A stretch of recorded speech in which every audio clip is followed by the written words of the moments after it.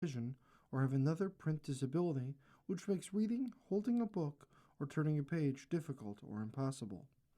The content is copyrighted by the respective publishers. For more information, please visit us on the web at nfradioreading.org. Hi, this is Jeff Shapiro, and for the next hour, I'll be reading from the Saturday-Sunday, July 11th, 12th issue of the Wall Street Journal Review of the Niagara Frontier Radio Reading Service. A MAGA-friendly justice and the rise of a new conservative legal vision. Samuel Alito is fusing establishment conservatism and the Trump movement into a new legal doctrine. His approach to the law may outlast them both. During a little-noticed Supreme Court argument in March, one lawyer confessed to an unusual tactic. "I'm just trying to get Justice Alito's vote," veteran litigator Lisa Blatt said, as she was being peppered with technical questions about plea bargains. Both Blatt and her intended target were in on the irony. "Very few advocates have that goal," Samuel Alito deadpanned, drawing laughter in the courtroom. Alito was acknowledging what everyone around the Supreme Court already knows. His vote is rarely up for grabs. But on a court that has moved sharply rightward during his two-decade tenure, his near-certain embrace of conservative causes has made him a standard-bearer. The 76-year-old justice has emerged in the Trump era as the member of the court who is most likely to give voice to the populism and cultural grievances associated with the new right.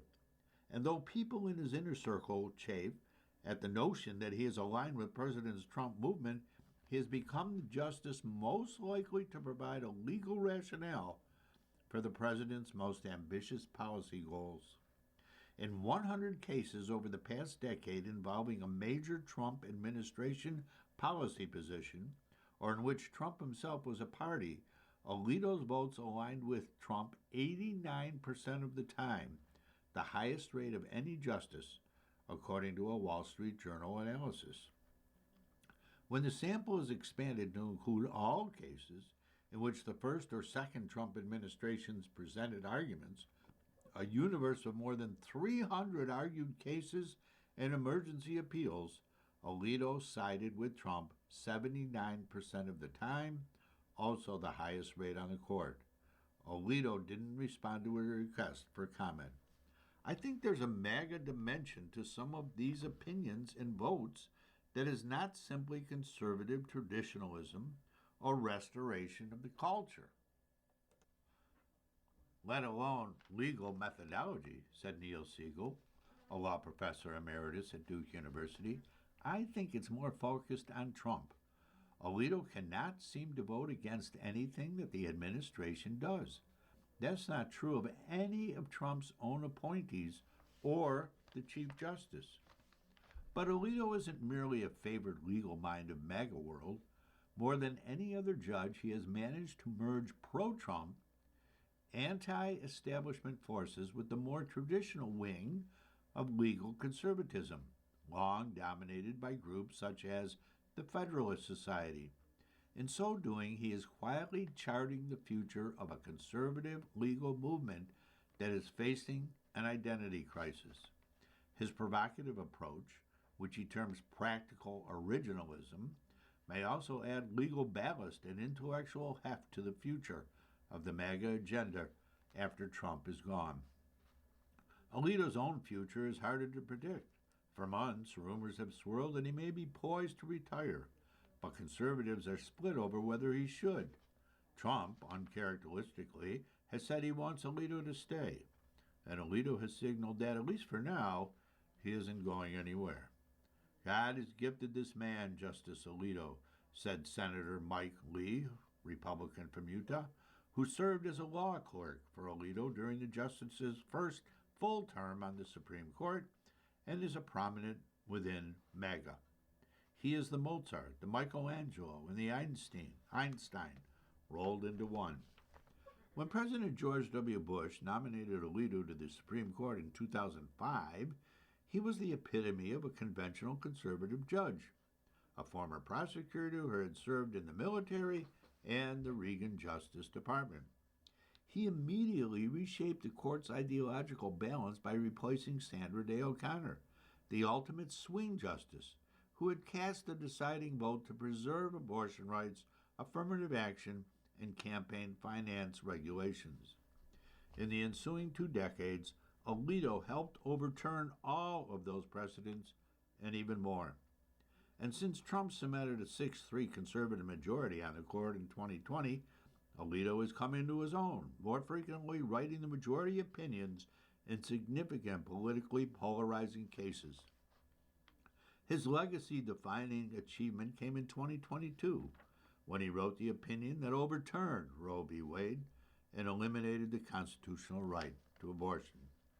In the Supreme Court's recently completed 2025-26 term, Alito expanded his corpus of transformative rulings. He wrote the court's decision this spring that dramatically narrowed the traditional scope of the Voting Rights Act.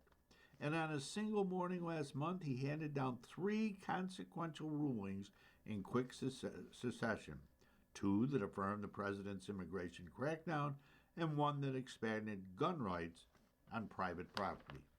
Each of those decisions, all of which involved traditional conservative prerogatives, split the court along ideological lines. But the court's conservative majority is fractured over some of Trump's more unorthodox priorities. Chief among them this term were the president's global tariffs program, his attempt to remake the Federal Reserve, and his bid to end birthright citizenship. The High Court rejected all 3 of those policies, but Alito never strayed. In a term dominated by Trump-related disputes, he voted to uphold every significant Trump initiative that came before the court, and he wrote frequently full-throated endorsements of some of Trump's most brazen efforts to expand presidential power. In plain and punchy prose, he at times rebuked his fellow justices for not showing sufficient deference to the president. "I am stunned," he wrote in March 2025, when the court stopped Trump from freezing foreign aid. After the tariffs ruling, Trump said that justices who voted against him were, quote, low IQ, unquote, and, quote, weak, stupid, and bad, unquote. 2 of his own appointees, Justices Neil Gorsuch and Amy Coney Barrett, were an embarrassment to their families, he added. He suggested they, along with lower court justices he appointed in his first term, are insufficiently loyal to his agenda, and he has severed ties with the Federalist Society, the incubator for many of those nominees. Alito, too, is a product of the Federalist Society, but Trump is nonetheless heaped praises on Alito, calling him a brilliant legal mind and one of the great justices of all time. Last week, Trump said nobody could replace him. There is one other current justice who votes in Trump's favor at a rate similar to Alito, and that's Clarence Thomas. But Alito and Thomas often favor the same outcomes. They have starkly different postures toward the legal philosophy that is dominant on the right: originalism. Originalists believe that the Constitution should be interpreted in modern times according to how its words were understood at the time that it was drafted. The late Justice Antonin Scalia was the doctrine's pioneer, and its current torchbearer is Thomas, who is steeped in the academic literature that underpins originalist theory. Alito, by contrast, has a more complicated relationship with originalism. During his 2006 confirmation hearings, he never even mentioned the O word, though he did say the Constitution should be interpreted based on how people understood it when it was adopted. Throughout his tenure on the court, he has openly acknowledged the limits of originalism, occasionally scoffing at attempts by fellow conservatives to deduce what the founders would have thought. What Justice Scalia wants to know is what James Madison thought about violent video games, Alito quipped during a 2010 argument about a California law regulating video games. Did he enjoy them? But that doesn't mean Alito has rejected its mantle. The term he now uses to describe his original philosophy is practical originalism, an approach he says is less concerned with abstract theory and more concerned with allowing judicial rulings to function in the real world. He has elaborated on the philosophy in a handful of recent public appearances, and he is writing a book, due out in October, to defend it. He probably thinks academic theories of originalism can give you crucial guardrails about how to proceed, said Sharif Gurgis, a law professor at Notre Dame and former Alito clerk. But there will be many cases where the theory is just too abstract or too optimistic about what you can find to settle the kinds of hard cases that come to the Supreme Court. Alito's critics argue that the whole notion of practicality undermines the stated goal of originalism, to restrict the discretion of judges and strictly follow the Constitution's original meaning no matter what. They say Alito's approach is merely a cover for getting the results that he wants. I would describe him as an interpretive opportunist, said Phil Bress, president of the left-leaning American Constitution Society. Whatever theory of constitutional or statutory interpretation gets him to his preferred outcome is what he adopts. Alito's version of originalism was on full display on June 30th as the court issued its landmark decision striking down Trump's executive order on birthright citizenship. Alito argued in dissent that Trump's order was permitted by the original understanding of the 14th Amendment. He also recounted at length what he termed the story of illegal immigration in America and the failures, in Alito's eyes, of modern policymakers to address it.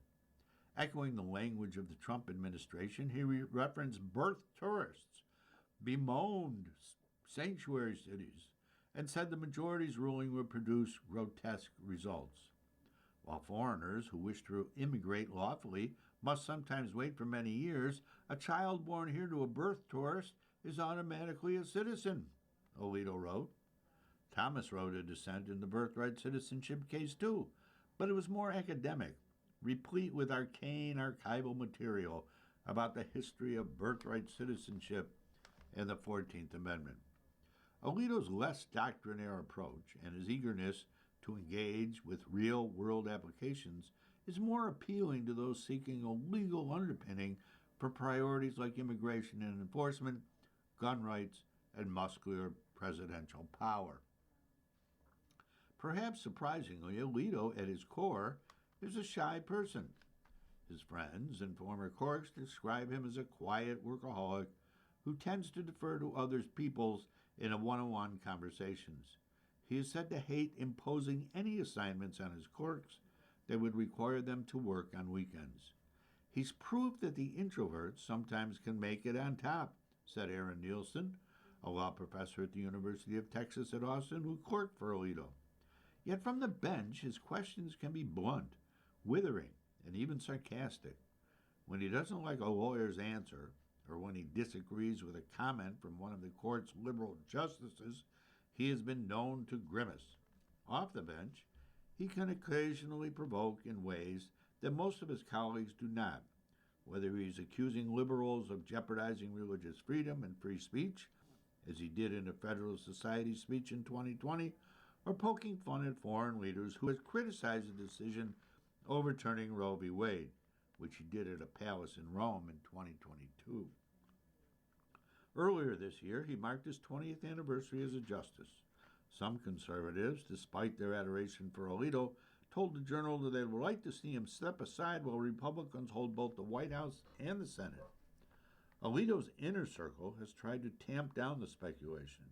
People close to him say they don't expect him to retire this summer or fall, and in a strong indication that he intends to stay through at least June 2027, he has hired a full roster of 4 law clerks for next term, according to a person close to Alito.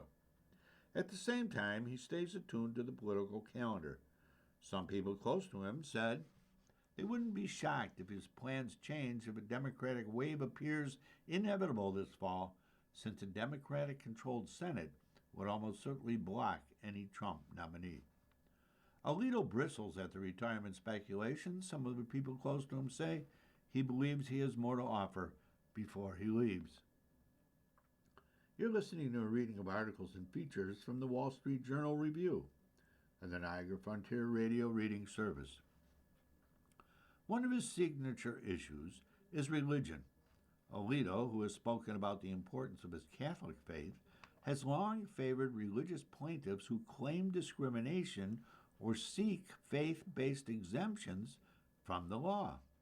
In the court's next term, which begins in October, the justices will hear its next major case on that issue, involving funding for a Catholic preschool that doesn't comply with state rules on LGBTQ non-discrimination.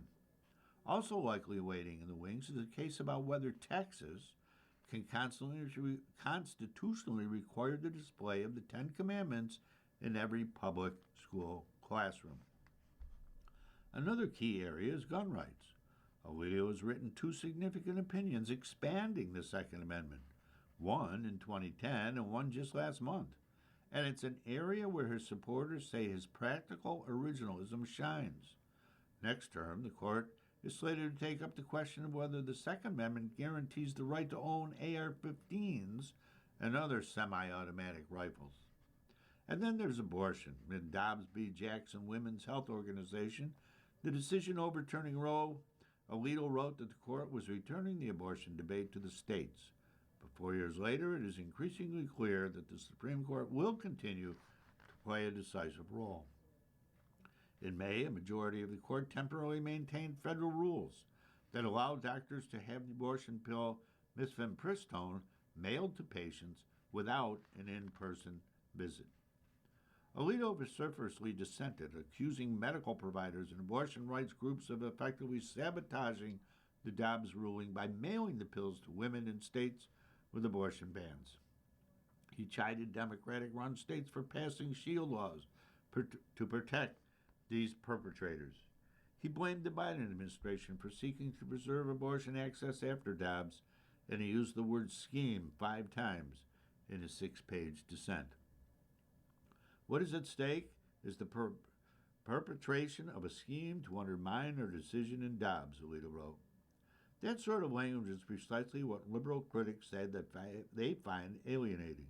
It's not just that they view his rulings as wrong-headed. They see his rhetoric and his approach to the law as dismissive and cruel toward people who aren't like him. I think Alito thinks of the other side as the enemy, said Eric Siegel, a law professor at Georgia State University, who has frequently criticized Alito. Alito is well aware of how he's perceived in some quarters. He doesn't seem to care. During a recent appearance at a judicial conference in Houston, according to SCOTUS blog, he said, "It would be consistent with my public image if I told you that I spent the summer catching flies so we could pull the wings off." Germany is beginning to forget the Holocaust. The country's post-war identity was built around its crimes. What happens now that it's fading?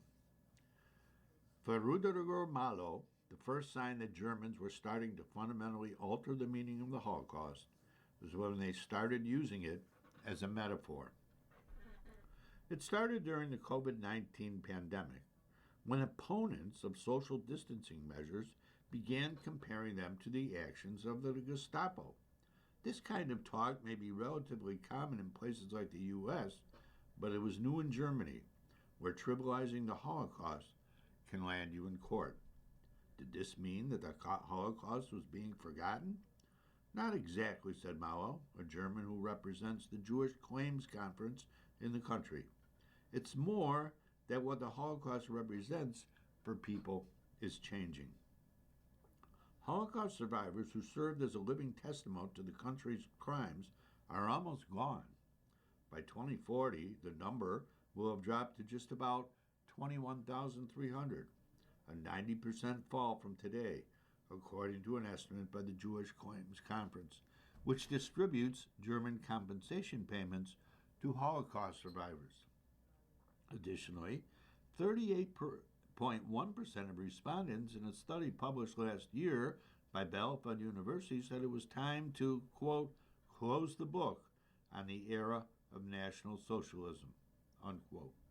It was the first time since the school began asking the question in 2018 that those seeking closure outnumbered those with the opposing view. And despite its prominence in school curriculum, young people in particular are ignorant of their country's history. Some 12% of Germans ages 18 to 29 had never heard of the Holocaust, compared with 5% of respondents across all age groups, according to a 2025 study by the Claims Conference. Some 13% of younger respondents said the number of Jews killed during the Holocaust was greatly exaggerated, against 10% of people overall. This comes as forces on the extremist right and left gain momentum. The right-wing Anti-Immigration Alternative for Germany, or AFD, that has advocated moving on from the culture of Holocaust remembrance is first in opinion surveys. Far-left groups, meanwhile, have called on Berlin to rid its foreign policy of its Holocaust baggage, a position summed up by the slogan sprayed on walls in Berlin that said, "Free Palestine from German guilt." All of this raises important and troubling questions for the country. Can a democracy built on a sense of responsibility for the Holocaust survive without it? What does it mean for Europe if the country that set the modern standard for combating anti-Semitism across the continent chooses to move on at a time of rising Jew hatred? And lastly, can a country that twice set the world ablaze and is now engaged in the largest rearmament effort in decades as Russia threatens the continent be trusted by neighbors if it abandons what has for 8 decades served as its moral compass?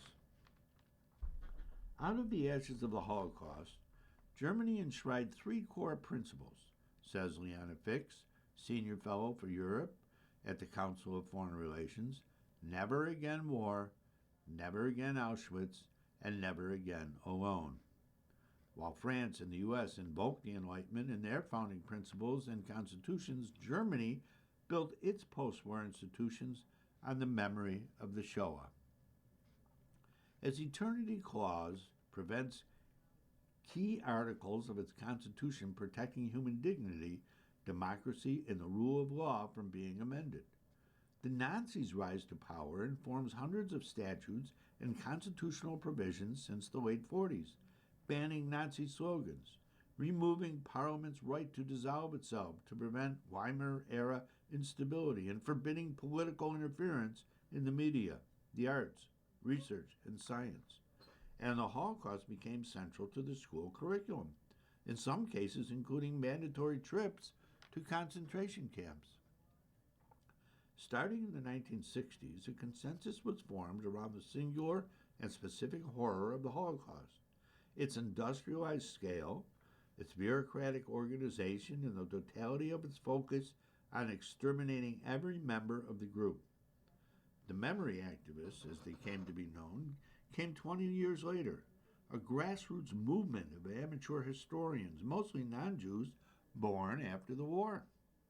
They felt ashamed of what they learned, channeling their emotions into a powerful remembrance movement, writes Jeffrey Katz, the child of German-born Holocaust survivors, in Unsettled Ground, Reflections on Germany's Attempts to Make Amends.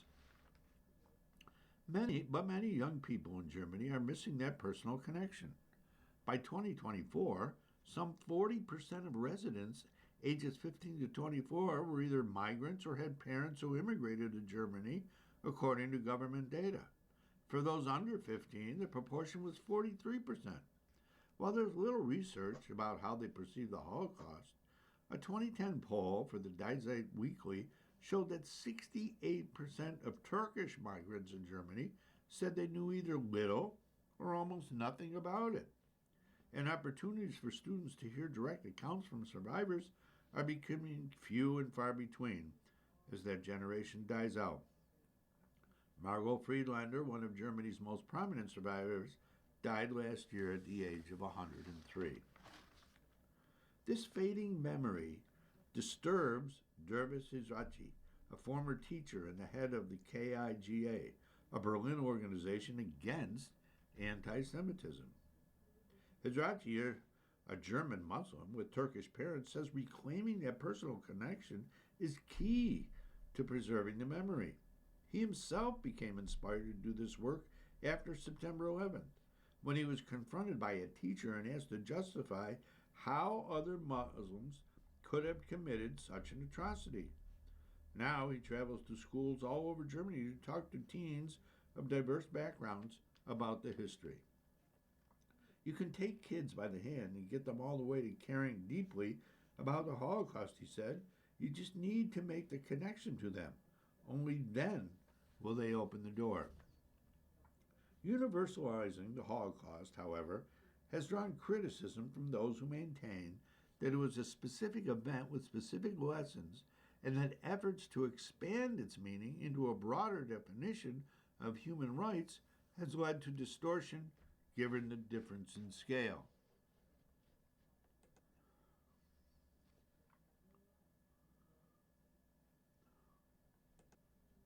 Hizrachi pushes back against the suggestion that he might be watering down the Holocaust's unique character. Children, he said, including some who may be harboring anti-Semitic prejudice, needed a way to relate to the event before they could grasp its singular nature. To make a comparison between events isn't per se disqualifying. On the contrary, it creates connections, he said. When people here learn about the Holocaust, it's not like when others learn about antiquity or ancient Egypt. It's not just about history. It's about creating a collective identity that itself creates a collective responsibility. But holding that line has become harder amid more recent horrors. From the Syrian civil war to the staggering civilian toll of the war in Ukraine and the bombardment of Gaza, these events have both eclipsed interest in Nazi crimes and invited comparisons between the Holocaust and these newer conflicts. The accumulation of crisis has made it harder for young people to focus on the past, says Matthias Thiel, head of the political education program at the Louise Schroeder Vocational School in Berlin. There is just too much noise. In the past few years, this tension has exploded across Germany. This was evidenced at a recent anti-discrimination celebration held at the Nazi-era Tiergarten City Hall in Berlin's diverse Moabit district. As a Jordanian activist of Palestinian descent was accepting an award, she told the audience that Germany was complicit for allowing a genocide to be perpetrated in Gaza out of guilt about the Holocaust, leading to rumbles in the audience. You can't compare, shouted a member of Keshet Deutschland, a Jewish queer rights group that was also being honored. You shouldn't say these things. The mayor of the district had tears in her eyes as she called on everyone to calm down and treat each other with respect. She was sorry, she added, if Jewish people felt hurt. Not just Jewish people, one person shouted. If Germany's insistence on remembering and learning from the Holocaust was once part of a global effort to immunize the world against anti-Semitism, it is now dimming as a beacon. Anti-Semitic incidents in the country almost doubled between 2023 and 2024 and reached their highest ever level last year, according to RIAS, a network of organizations that monitor Jew hatred across Germany. In February last year, days before a general election, a Syrian suspect was arrested after stabbing a tourist at Berlin's sprawling Holocaust Memorial, an attack police said was intended to kill Jews. In the state of Hesse, a group of men shoved a rabbi and stole his phone, accusing him of complicity in the actions of the Israeli government. In November 2024, Berlin Police Chief Barbara Solik urged Jewish residents to be cautious when visiting Arab-majority neighborhoods of the city because of hostility against Israel there. More than two-thirds of Germans think that anti-Semitism is rising compared with less than half of people in the rest of Europe. According to a 2025 European Commission survey, anti-Semitism has existed for hundreds of years, says Nellie Eliasberg, a spokeswoman for Values Initiative an NGO that advocates for Germany's Jewish community. It's a virus that mutates and against which people must be immunized over and over again. Since the start of the war, the right wing, AFD, has shot up in opinion polls, becoming the most popular party in the country for the first time since its creation in 2013. In parts of the former East Germany, where Holocaust remembrance was more muted until reunification in the 1990s, it is polling above 40%, making it possible that it could end up leading a state government there after regional elections this autumn. This has led to concern across Europe as Germany emerges as a regional superpower to counter Russian aggression, according to Fix, who wrote an influential piece about how the rise of the far right, which takes an anti-European Union posture, could be destabilizing for Germany at a moment of remilitarization. At the NATO summit in Ankara this week, new figures released by the alliance showed that Germany is spending more on its military in absolute terms than any other member, save the U.S. You're listening to a reading of articles and features from the Wall Street Journal Review and the Niagara Frontier Radio Reading Service. What if such a party were to take power in Germany newly armed to the teeth, she asks.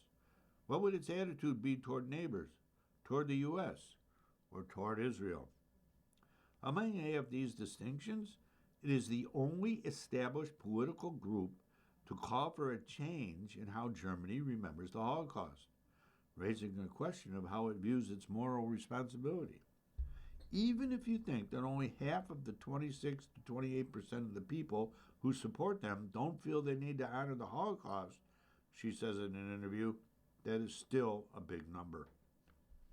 The spokesman for AFD, co-chairwoman Alice Weidel, didn't respond to a request for comment about the party's position on Holocaust remembrance. In a manifesto the party has published ahead of last year's general election, the AFD wrote that German history must be appreciated in its entirety.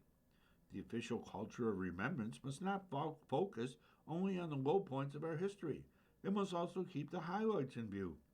A people without national consciousness cannot endure in the long run. In its platform for the upcoming state election in the eastern German state of Saxony-Anhalt, it calls for ending the perpetuation of a guilt complex, refocusing the school curriculum on the creation of the Second German Reich in 1871, and restoring memorials to fallen soldiers. Early last year, one of the party's most prominent foreign backers, Elon Musk, live-streamed an address to an AFD rally in Germany saying the country should move on.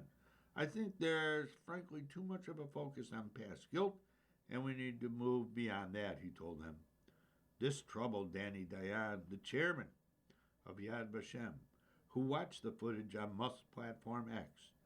In May, he announced that Yad Vashem would open 2 education centers in Munich and Leipzig, the Holocaust Memorial's only outposts outside Israel so far. We're not coming to educate about the Holocaust in order to fight anti-Semitism, strengthen German democracy, liberalism, tolerance, and peace-seeking policies, but will it help? I have no doubt about it, Dayan said. It's, of course, an affront to the victims of the Holocaust to call Germany to abandon its culture of memory, but it's also an imminent danger to German democracy. At 82, Keith Richards isn't done yet. If it's just a matter of energy, yeah, we've got it. The Rolling Stones legend isn't ruling out a tour next year. Keith Richards doesn't seek out old Rolling Stones records unless he draws a blank trying to remember one of his many iconic riffs. I'm saying, how the hell did that song go? I better bone up. But eluding the music of rock royalty is no easy task. Richards has 4 adult children, and they'll play my stuff, he acknowledges. Sometimes I hear it on the radio, and it comes out of nowhere. In these moments, the guitarist is poleaxed like the rest of us. It hits me, he says with a devilish grin. Oh man, that's good. Splayed in an armchair in a midtown Manhattan hotel with views of a fog-shrouded Rockefeller Center, Richard still radiates roguish, live-wire energy at the age of 82. He fidgets with a pair of eyeglasses and points a knobby index finger to underscore a point, jiggles his leg relentlessly, and at one point mimes playing guitar. Wizened and creased, with a hoop the size of a quarter dangling in his left ear, he relies on gestures, shrugs, grimaces, guffaws, to flesh out responses that lean terse. He's discussing the latest Rolling Stones album, Foreign Tongues, which dropped this week and has brought the band together in New York. Mick Jagger is nearby, ambling through the hotel hallway. The Rolling Stones released its first new collection of original songs in 18 years with 2023's Hackney Diamonds. Now the group is putting out a second less than 3 years later, a rate of productivity unmatched since the 1980s. Their fans were reacting to the new music and they got a bit of momentum, says Andrew Watt, who produced the previous album as well as Foreign Tongues. Richards offers an alternate explanation for the burst of studio activity. Andrew's a little ball of fire, full of energy. He doesn't mind kicking ass and doesn't mind whose ass it is. With Richards' gnarled, withering guitar lines and Jagger drawing and disclaiming, there's no mistaking the band behind Foreign Tongues. The album was preceded in May by Rough and Twisted, a wandering blues number with riffs like Barbed Wire and In the Stars, which softens arena rock with polished backing vocals. Logan Peterson, a 25-year-old fan, calls the two songs head and shoulders above what they put out on Hackney Diamonds. I feel like they warmed up from the previous project, he added. After years of toiling and obscurity, this is their time, Conan O'Brien joked as he introduced the band to preview a few new songs from an admiring crowd in Brooklyn in May. When the Rolling Stones first arrived in the U.S. from England, it was another world, Richard recalls. We made it to America. You dreamt about that. The group's musical stew came from thoroughly American ingredients: ragged blues, chugging rock, narcotic country, and horse soul. Richards sometimes spent days without leaving the studio, a wily guitar work, dreaming up rugged riffs. Some 24 of these still have a visceral, immediate impact on a wide swath of the population, and the band released a series of fearsome albums between Beggar's Banquet in 1968 and Tattoo You in 1981. Most artists never come even close to striking greatness in the way that the Stones did once, Peterson said, and they did it 4 or 5 times. In Brooklyn, O'Brien marveled that Jagger sounds much like he did in 1968. I was taking a lot more drugs in 68, the singer replied. The fact is that he does sound the same, Richard says the next day. If he didn't, I'd fire him. Chuckle, chuckle. Bless his heart, he's full of beans, he continues, describing Jagger this way twice in 30 minutes and playing some really great blues harp on this record. Over the years, the relationship between Richards and Jagger has waxed and waned. One pole of warmth might be a pair recording Wild Horses, which came out on Sticky Fingers, a seedy jewel of an album from 1971. They both stood at the microphone together with the fifth of bourbon, passing it back and forth, and sang the lead in harmony into one microphone, the pianist Jim Dickinson remembered in Richards' autobiography, Life. At the other end of the spectrum, while recording the 1983 album Undercover, bickering and sniping, and barely able to tolerate each other, Jagger took the afternoon shift and Richards would work in the middle of the night so they didn't cross paths. The chapter of Life dedicated to this period opens with the line, "It was the beginning of the 80s when Mick started to become unbearable." Some friction is productive, but too much becomes a problem if the goal is to finish an album. While producing Foreign Tongues, he served as a buffer and a translator. My job was to take something that Mick thought Keith may not like and bring it to Keith if I liked it. and then maybe he did like it and would say, I think it could be even better if you do this.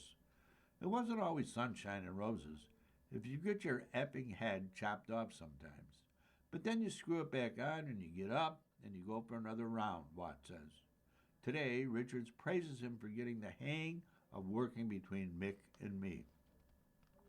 There are many different factions of Stones fans, each with their own idea about what the band was at its peak and when the band fell off.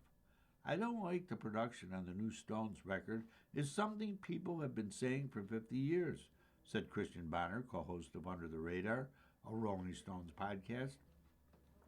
But even as the fans fire off hot takes, they keep flocking to the shows. The Stones remain stadium-filling stalwarts with more than $100 million grossing tours than anyone in history. At this point, the band's concerts elicit a twinge of awe that they're able to do this at their age, says Justin Sosa, who has seen 25 shows and hosts his own Rolling Stones podcast called Hang Fire. You walk away impressed, proud, pleased. Even if their mushy, emotional stuff is probably the last thing Mick wants to hear, you can't help but feel like, wow, look at these guys, they're still doing it. The band has not announced any shows in 2026, though, and speculation has flared online. Maybe this is it, and the group won't tour again. In recent years, Richards has suffered from arthritis in his hands. Possibly because the man once punctured a lung, falling off a ladder in his home library, and later fractured his skull tumbling out of a tree in Fiji, he brushes off arthritis as if it were a mosquito. It's not painful, it's benign, he said. It's just that I needed more space. So I made a few guitars that widened the headboard to give his fingers additional room to work. He ruled out hitting the road this year, but I don't see any reason we'll not tour next year, Richard said. Mind you, I could be wrong.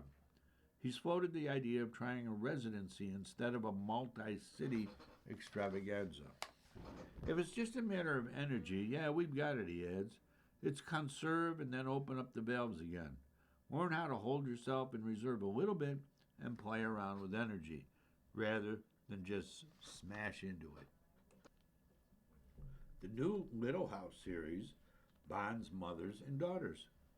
Generations of women are tuning in for Netflix's adaptation of Laura Ingalls Wilder's series about pioneer life.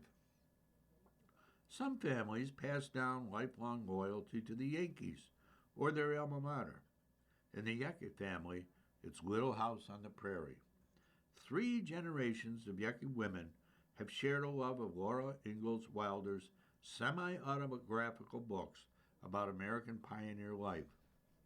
Sherry Yecke, who's 71 years old, read the series to daughters Anastasia Good, who's 49, and Tiffany Brooks, who's 47, before they could even read, and then volunteered for bedtime story duty with granddaughter Bridget Brooks, who's now 10. A new adaptation of the series debuted recently on Netflix, and the Yecke women will be watching, joined by among the countless mothers, daughters, sisters, and granddaughters who have turned Little House on the Prairie into a multi-generational bonding experience. These readers say that the draw isn't just a vivid prairie setting, it's the story of female relatives navigating hardship together. It's really about how the women in the books helped the family survive, said Yecke of Searcy, Arkansas, who discovered the books on a 3rd grade library visit and figured such a beat-up copy of On the Banks of Plum Creek must be a sign that it's good. Over the years, she and her family have reread the books, watched and rewatched the NBC adaptation that made its debut in 1974, and actually planned family trips around Laura's world. In the books and TV adaptations, Laura vividly narrates daily life, recounting her adventures and mundane activities in such a way that many readers say that they see themselves in adolescent Laura. Those same young readers feel that they've grown with her as she matured from a rambunctious child to becoming her sister Mary's guide after an illness took her eyesight, to a wife and a grieving mother following the death of her son. Laura and I are similar in many ways, said Bridget. She didn't want to abide by typical rules. She wanted to be wild and play, I don't like being proper either. Despite their best efforts, some mothers weren't successful in getting their daughters interested in Little House until Netflix announced its adaptation. Rachel Collins, who's 50 years old, describes herself as a prairie girl and urged her daughter, Lily, to read the series when she was in elementary school. To her mother's disappointment, Lily preferred more popular books such as Dork Diaries. You're currently listening and reading of articles and features from the Wall Street Journal Review on the Niagara Frontier Radio Reading Service. She even resisted when Rachel opened a used bookstore several years ago in Ohio and based her holiday windows on Little House, decorated with red mittens and lit up log cabins. But when Lily, who's now 23, heard about the upcoming adaptation, she listened to the audiobooks on her work commute. She found so much of it was familiar since she'd heard her mom talking about it her whole life. When the trailer for the adaptation premiered, Lisa Rubin, who's 60, and her daughter, Katie Tomatich, who's 34, dissected it together. Rubin loves the series so much that she almost named her daughter Laura. Her first observation? The bonnets look too fancy for the Ingalls family. The stories are timeless, said Shirley Casper, who's 49, of Menominee, Wisconsin, who started reading the books to her now 20-year-old daughter Gracie when she was 3. Gracie said one of her earliest Little House memories is visiting the family homestead in DeSmet, South Dakota when she was about 5, and the two have attended several cast reunions. We're still talking about Laura 150 plus years later, Casper added. Not everyone still knows the Little House star. After her mom introduced her to the books, 9-year-old Regan Day in Boston went in costume as Laura for her school's Dress Up as Your Favorite Character Day. Her teachers instantly recognized the pinafore dress and bonnet, but her fellow students didn't know who she was. That didn't dampen Regan's enthusiasm for the new adaptation. For the premiere, her mom, Alexandra, said that they planned to snuggle up for a mother-daughter night to enjoy the show. Obituaries. George Johnson, 1927 to 2026. He built an empire selling black hair care products. Johnson, whose company was an early sponsor of Soul Train, saw himself and his business as part of an ecosystem of black entrepreneurs that was mutually supportive. George Johnson's first breakthrough came in the 1950s when he started selling hair products to black men who wanted the sleek, straight hairstyles made famous by entertainers like Nat King Cole. His leap into products for women propelled Johnson Products to another level, fueling explosive growth and the construction of a sprawling Chicago headquarters. In his memoir, Johnson wrote that when the Reverend Martin Luther King Jr. visited the office and saw black people working in jobs they'd so often been turned away from, in engineering, research, sales, the front office, he said, "Now, this is black power." Johnson, who died Monday at age 99, built Johnson Products into the dominant provider of hair care products for black customers in the U.S. and the first black-owned company to be listed on the American Stock Exchange. Its success made him rich, with homes in other places, France and Jamaica, and famous friends like Lionel Hampton and Ray Charles, who came over for barbecues. In November of 1999, when the Wall Street Journal looked at 10 people who transformed entrepreneurship over the past century, it included Johnson on the list, alongside the likes of Bill Gates, Sam Walton, Jeff Bezos, and Henry Ford. Not because of the size of his company or his personal largesse, but because Johnson Products Company became a nurturer and incubator for scores of future black entrepreneurs, and Mr. Johnson a shining symbol of black entrepreneurial success. The story of how business ownership in the 20th century spread beyond the domain of white males must include the story of Mr. Johnson. George Ellis Johnson was born in Richton, Mississippi on June 16, 1927, to David and Priscilla Johnson. The middle son of 3 boys, he was 2 years old and his mother was still a teenager when she and her boys moved to Chicago to live with her mother. George Johnson's son Eric and his father was given a roof over his head, but nothing else. He had to earn it. George had a job from the time that he was 6, delivering newspapers, shining shoes, and working in restaurants. In short, he became economically independent at a very young age, Eric Johnson said. To me, that's kind of the genesis of what would ultimately lead him to become an entrepreneur. George's and older brother John had something of a pact. When one of them got a job, they bring the other along with them. That's how George found his way to the hair care business.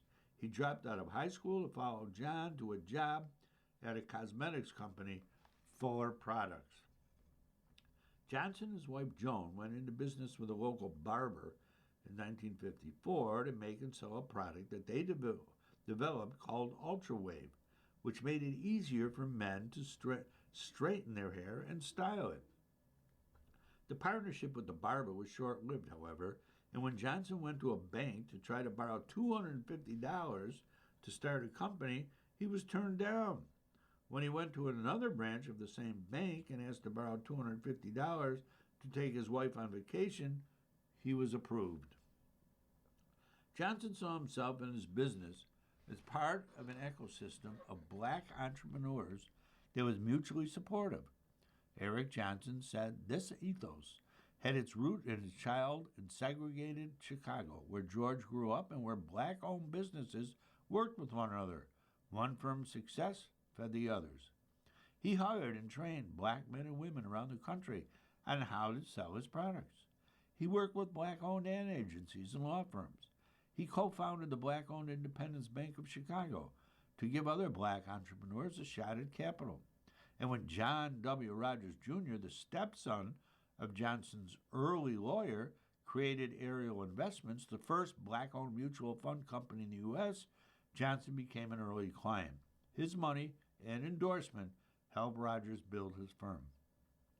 He just loved our community. We also realized that if we built a stronger black community, we would all grow together, Rogers said. He understood that if we helped others achieve their dreams, again, we would all grow together. We would all rise together. For instance, before a group of entrepreneurs launched Essence, a magazine targeted at black women that began publishing in 1970, Johnson said in his memoir that he committed to years of advertising paid in advance. He also included subscription cards in his product packaging. Johnson used advertisements in print and TV to show black Americans in roles that they weren't typically seen in the media: politicians, physicians, flight attendants, and professors. When a Chicago-based television show targeted at black teens that featured black musicians wanted to go national in the early 1970s, he agreed to sponsor the show, prominently promoting Afro Sheen, developed as black customers gravitated toward more natural hairstyles. That enabled Soul Train to relocate to Hollywood and syndicate nationally. The show became a pop culture phenomenon that elevated black artists and celebrated African American culture. It was also great for Johnson Products' sale of Afro Sheen soared. Johnson's survivors include his 4 children and his third wife, Madeline Murphy Rabb, who he married in 2022. His first wife, Joan Johnson, died in 2019. George and Joan Johnson married twice. After meeting in high school, they wed for the first time in the 1950s, and she was an integral to the success of Johnson Products. Eric Johnson said that in the early days, while his father was on the road selling the product, Joan Johnson was in Chicago running the business. Their divorce in 1989 was acrimonious. In the settlement, Joan got control of the company. In his memoir, Afro Sheen, How I Revolutionized an Industry with the Golden Rule from Soul Train to Wall Street, Johnson is upfront about the fact that his infidelity played a large role in the rupture in their marriage, and that between his marriages to Joan, he married a woman named Renee, whom he had an affair with. His co-writer, Hilary Beard, said that he insisted in detailing his infidelity in the book as a cautionary tale to demonstrate what his behavior did to his family and his business. When they were back together but not remarried, Joan sold the company to Ibex in 1993 for $70 million. She didn't tell George first. The company has changed hands 2 times since. The couple remarried in 1995. In his memoir, George wrote that though he was initially furious about the sale, he decided to get over his anger quickly. If I wanted to stay with her, I had to forgive Joan from my heart, he wrote, adding, I knew I would never be able to sleep in the same bed with her if I held a grudge against her. And this one is from the book review section. The Cost of Being Close. A Terrible Intimacy by Melvin Patrick Eli. A common misconception about American slavery is that most enslaved African Americans lived on large plantations where contact with slaveholders was limited. In reality, half resided on farms in groups of 20 or fewer. On these land holdings and in their environs, proximity between white and black people produced surprising relationships. How did physical nearness bring individuals, regardless of race, together in unexpected ways? To answer this question, Melvin Patrick Eli delved into an unusual source, antebellum court records from Prince Edward County, Virginia. The startling results of this investigation appear in the book titled A Terrible Intimacy, Interracial Life in the Slaveholding South. Mr. Eli, a professor of history at the College of William and Mary, takes the reader into a courthouse where judicial proceedings unfolding during the first half of the 19th century. Witnesses gave testimony in homespun terms, and clerks transcribed their statements by hand. Juries deliberated and judges delivered sentences, some of which were commuted by the state's governors. A Terrible Intimacy features 6 cases that show how violence underpinned the kinds of personal closeness that slavery allowed or even demanded. Historians typically craft third-person narratives that impart a sense of objectivity and distance from the reader. Mr. Eli takes an unconventional approach by acting as a narrator and interpreter. His book reads as a conversational account peppered with occasional quips about contemporary political events. The 6 cases all confirm the centrality of brutality in slavery. First, readers meet Tom, an enslaved man accused in 1825 of killing his overseer on the property where he was held in bondage. Free and enslaved witnesses testified during the trial, providing evidence that attested to the close relationship between the 2 men who fraternized and drank alcohol together. Witnesses suggested that Tom had acted in self-defense against his aggressor after the 2 came to blows one day. Although Tom was ultimately condemned to death, Virginia's governor commuted his sentence to sale and transportation outside of the area. Another episode revolves around a significant fine issued to a 68-year-old slaveholder named Benjamin Rice. His crime? Hosting a wedding for an enslaved man and woman on his estate. His daughters issued written invitations to between 30 and 40 enslaved guests who gathered on the Rice property one evening in 1849. While Rice sat watching the festivities, the slave patrol suddenly arrived, rounding up and whipping the terrified revelers. Proximity, Mr. Eli observes, could sometimes produce an affinity such as we find between this enslaved bride and the Rice daughters, but there were other white people who wanted to police such affinities and were empowered by the state to do so. Living within the system of slavery, enslaved and free people talked, traded goods, imbibed, and celebrated. They observed one another's actions. They also turned to violence out of anger or to exert power. Although Mr. Eli's research shows that enslaved and free people engaged with one another in surprisingly personal ways, these trials also warn readers that focusing on the intimacies without recognizing the terrors obscures the fundamental character of a system that indeed poisoned and depraved everything that it touched.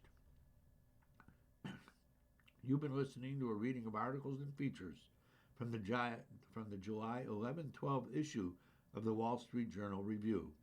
We read from the Wall Street Journal Review every Thursday at 7 p.m. Your reader has been Jeff Shapiro. Thank you for listening. Coming up next in the Niagara Frontier Radio Reading Service, we have the New York Times. At 9 o'clock, we have Harper's Magazine, and at 10 o'clock, we have episode number 3 of Hope Rises by David Baldacci. Stay with us. If you or people you know shop at any of the Dash's supermarkets, please save Dash's register tapes for radio reading. Our agency receives. The following program is intended for listeners who are blind, have low vision, or have another print disability